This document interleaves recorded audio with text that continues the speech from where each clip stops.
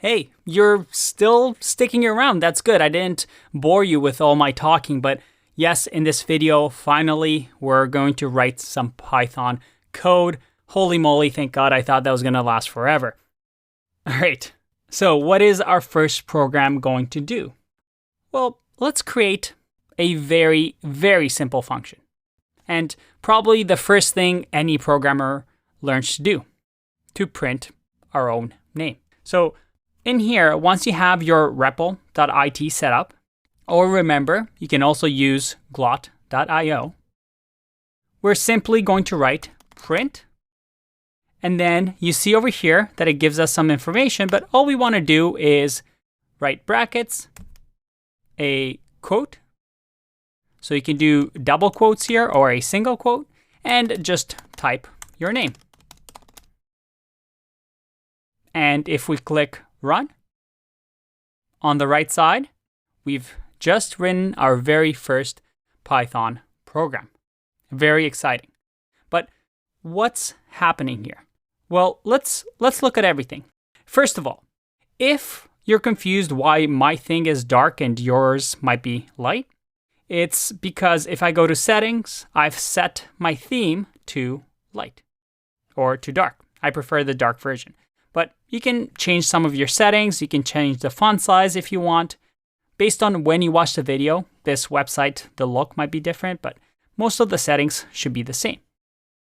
We see that we have a main.py, which is the Python extension. Any file that has a .py or py is a Python file.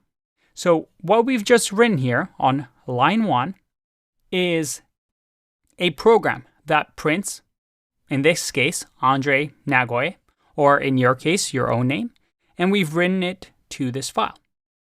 Now, REPL.it takes this file, already has this interpreter for us.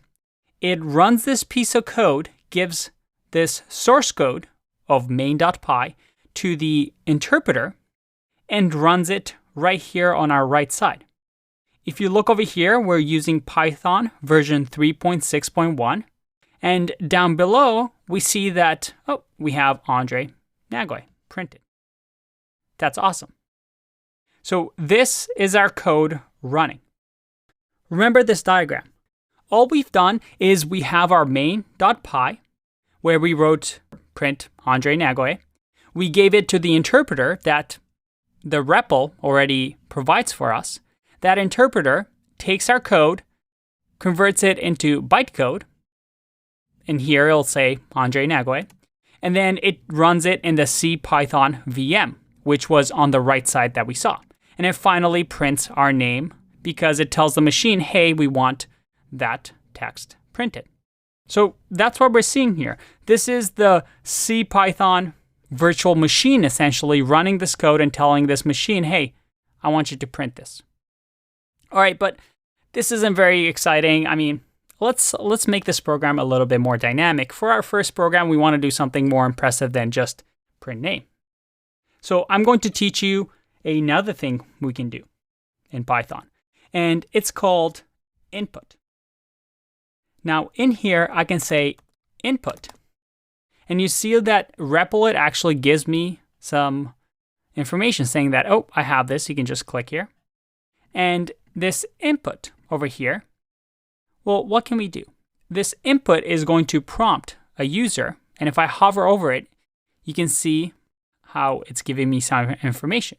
But input simply gives us a way to capture information. So let's say, what is your name? And if I run this code, we see that we have our Python code running, and it's asking me, what is my name with this cursor here? So I can actually type something here. I can say, Andre. And if I hit enter, well, there you go. I've just typed in my own name. Nothing that exciting, right? But this is where code becomes interesting because we can store this information on our computer. So again, these are things that we're going to go over in detail in our basics Python section. But just to write our first code, let's assign this to memory. That is, let's say that name equals whatever is the input of what is your name. And then finally, we can just print the name. So remember, the interpreter is going to take this first line. It's going to ask, what is your name? I'm going to type something. That typed information is going to get assigned to name. And then finally, we print name. Remember, an interpreter takes line by line, converts code to bytecode, and then finally runs it. So let's give this a try. I'm going to click run. All right, what's your name? My name is Andre. Did you see that?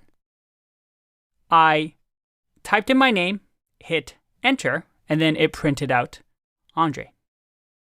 So for the final feat, let's greet.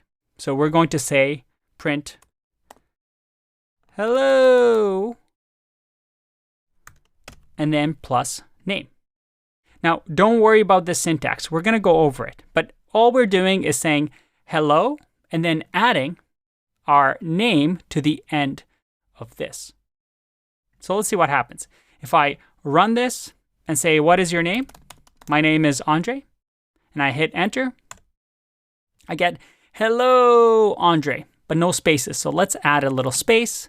Hit run again. For the fourth time, my name's Andre. And it says, hello, Andre. There it is, our first Python program. Now, it's not very exciting because it is our first program. We're just learning the steps here. But I hope, because we've covered some of these topics ahead of time, that this isn't just pure magic, right? You understand that this is source code. This is main.py that we give to an interpreter that runs our code line by line and then executes our program. In this case, our what is your name program. How cool is that? This is just the beginning. We're going to get more and more advanced here. See if you can play around with this. We don't know that much about Python yet, but I hope this gets you excited because, well, there's a lot more coding coming along. I'll see you in the next one. Bye-bye.